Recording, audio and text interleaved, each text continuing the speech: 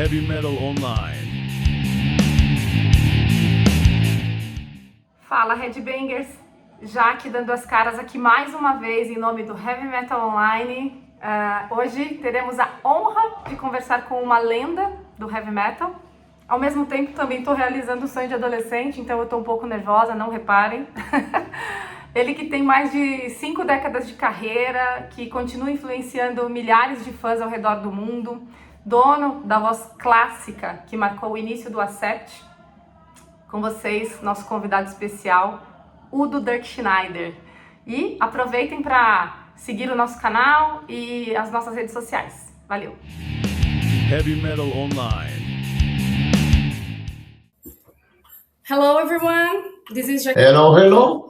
Hello, everything fine, everything good. I'm looking forward to come to Brazil. Oh, very nice. We are here with our special guest that you can see, one of the huge metal voices in the heavy metal world. So nice to meet you, Udo Dirkschneider. Okay. How are you? Yeah, fine, everything good. Just looking forward to come to Brazil and the rest of South America. But we only do one show this banger festival in São Paulo. But we play the whole Balls to the Wall album and some except classic songs around. So we have a long set. We can play 90 minutes, what I heard. So it's a long set coming up. We are in a huge expectation for that. So to opening here, I'd like to make some questions that maybe we will talk a little bit about the past, if you don't feel uncomfortable with that. So Yeah, okay. the first is, some time ago, I've heard about that before you were starting your career as a singer, you worked in some kind of bar, something like this, owned by your family. Is it true? No, not in a bar. We had a factory making tools. So that was where I started working. And But then my father was always thinking that I take the factory over, but I joined the music business. So here we go. After 50 years, I'm still in this business. Okay, it's what I'm going to ask. If you could tell us something about how was your starting into the music industry and when you decided to make a living from music? Oh, that was around, let's say, the end of the 70s. I really was thinking to join the music business. It was a little bit crazy at this time, you know. I mean, I had a real safe life with the factory, working at my parents' factory. So, but then I said, okay, I want to do this, and what can I say? I'm still here. I'm still enjoying. Very great. In your time with Accept, that I think that was a period where you and the rest of these guys that was making music in the metal scene was shaping what becomes the heavy metal, the European heavy metal. And for example, I see that nowadays we have this as a legacy because the teenagers are still discovering the things from the past and they are still loving it.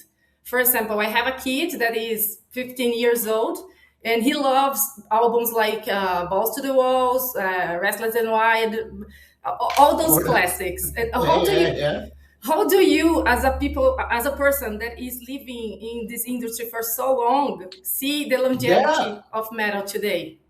You see that we are constructing a future?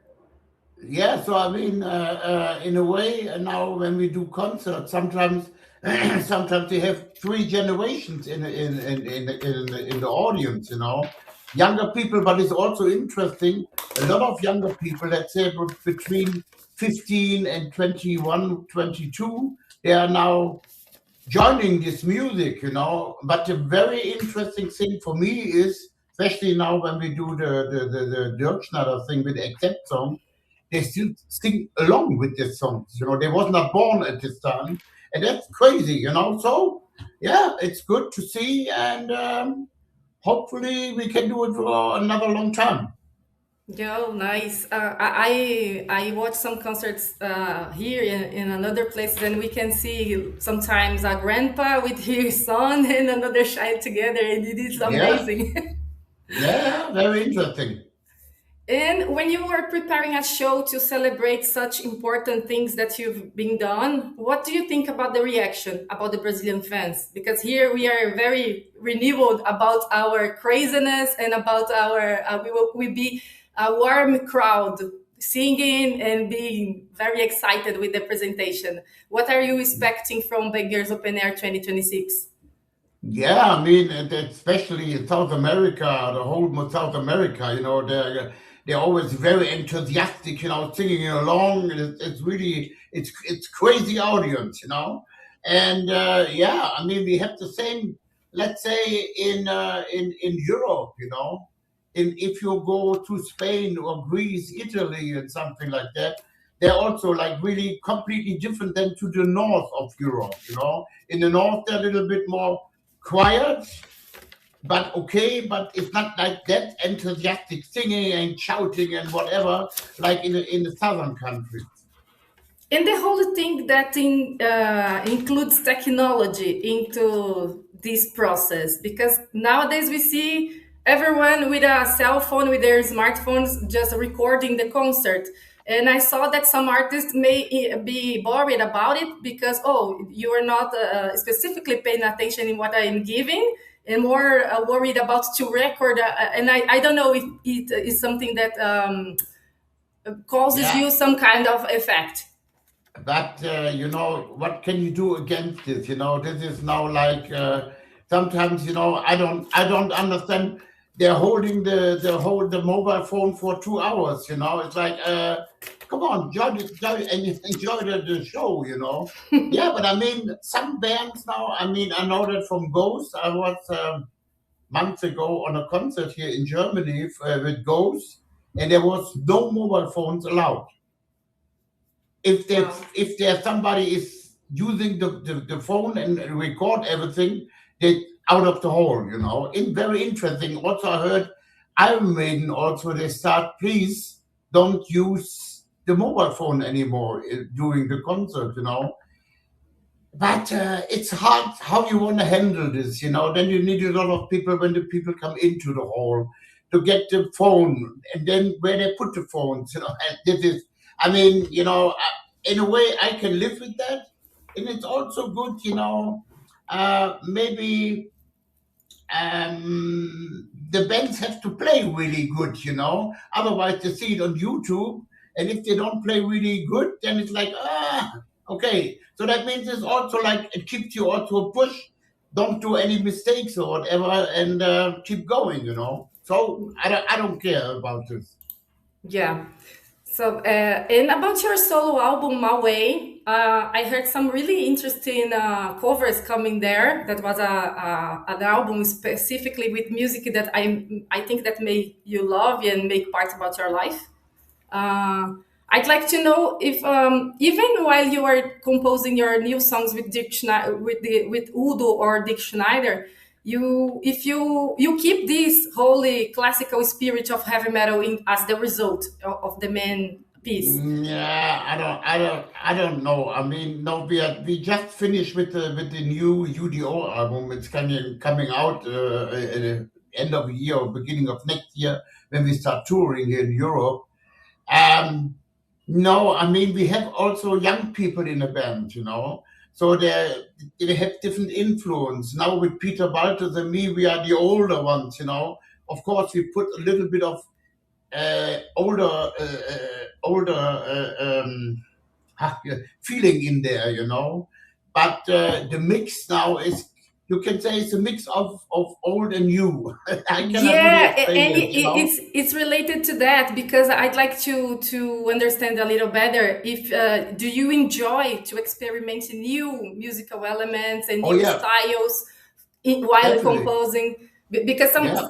because I see that nowadays it's common to see things that is very specific, concentrated in just one way to compose, and others are more open and mind to, oh, let's No, yeah, just no. flow. we are very open-minded, especially it's interesting, the younger people, that's for example, my son or the younger guitar player, the drummers, they're coming up with different stuff, and that's very interesting to work on this, so, and that, also, how can I say it? It keeps you also fresh, not like, okay, we do another album, it's the same, let's say the same shit like it was in the old days. No. I mean, this is very, very important for us to create new stuff. But I said, modern and old things are coming together. Nice. And as a person that has a really long story into this scene and looking back to everything that you've achieved so far, is that some kind of dream or another kind of project that you like to accomplish in the future or for now? For what you mean? The whole future, the past, what I had? No. I may not. I'm not expressing very well. Let me reformulate. If you have some kind of dream about things that you didn't do yet and you would like to do in your career. Oh yeah, I mean, it's not a really dreams, I mean, the only dream is that I can do it long enough, maybe for another 10 years. We're not getting younger. That's a dream, it's like, hey, hopefully I can go on for another 10 years or whatever, and that's in a way the dream, But in a way, I did everything. I saw nearly everything. So creating new music, go on tour, that's the best thing, It's better than to be in a studio. Studio is also good, but it's makes you more happy if you're on tour, playing in front of people and see that the people like the music, what you are doing, That's, I think it's a very important thing. And the dream is that, hopefully for another 10 years. Oh, very nice. And it's true that you would like to write and produce something as an rock musical to explore another language like cinema or theater. That was an idea, but then I definitely have to make a break for 2 or 3 years. Wow. I mean, to compose everything, And this is like you cannot do just in between some albums and touring or whatever. Then you need a real break and really work on this. You have to look for some singers. You have to make a story about it, and this is a lot of work. It would be nice to do it, but I don't think that we make a break for 2 or 3 years. Yeah, it's a long time. So that's the thing, Yeah. But would be great if it happened. Yeah, that would be a nice thing, but definitely timing-wise, it looks like it's not possible at the moment. Okay, so I have some questions that was sent by 3 fans that is in constant contact with our website, and they sent their questions. Okay, it's not mine or from our editor; it is from fans. The first one is from Guilherme Góes. How do you see your relationship with the Brazilian audience, and how does it feel to have fans fulfilling the venues and singing every song every time you visit Brazil? Yeah, I mean, for me, it's definitely a lot of fun to play in Brazil. I mean, I did so many shows in Brazil. Also, it's in a way, we do only one show now on the Banger Festival, but definitely next year, I think with UDO, we are coming back and doing more cities in Brazil. I mean, it's always like great, they're really enthusiastic and it looks like they really enjoy this kind of music, what we are doing. Nice. The second was sent by another fan that is Thales Beckman.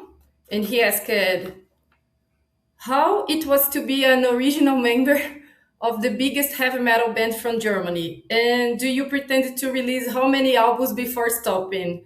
Balls to the walls forever, man. I love you and love your work. Oh, thank you very much. What can I say about it? Thank you. And so we will keep on.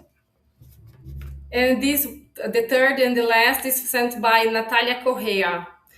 What is the one thing in life that could make you give up on metal? I don't think that it's possible. What the question is?